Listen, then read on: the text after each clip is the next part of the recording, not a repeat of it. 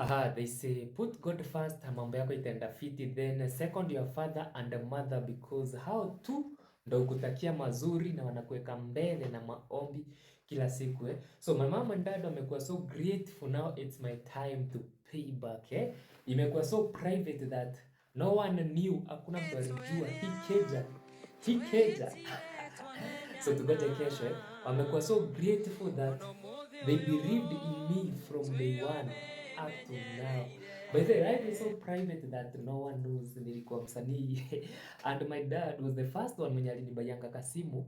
Kale kalikuwa kanaitwa Kanionelee. Sijui kama mnakumbuka Kanionelee yenye ulikuwa unalipia Mosmos 20 bob per day, ilikuwa ya Safaricom. My dad alikaa akaona huyu jamaa akona ni kama akona talanta, then akanibai yako kasimu. Kitu ya kwanza kudownload kwa hiyo simu ilikuwanga bundle app. Ilikuwa phone studio yenye unaweza record then weke beat nyuma urape. So na ingine ilikuwa inaitwa KineMaster, ilikuwa ya kuedit video. So nikirecord pale Bandlab na kuja na shikanisha na KineMaster. But nikaenda hivyo niko na usanii IDP.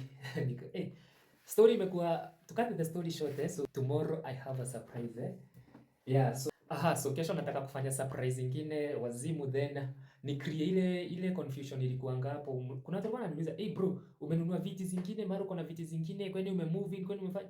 So kuna vitu nilikuwa nanunua napeleka huko na kuna vitu nilikuwa nanunua zikawa zangu. So vitu nilikuwa nanunua naeka huko zilikuwa za kujaza hiyo keja ili wakikuja wapate kila kitu ni mpya.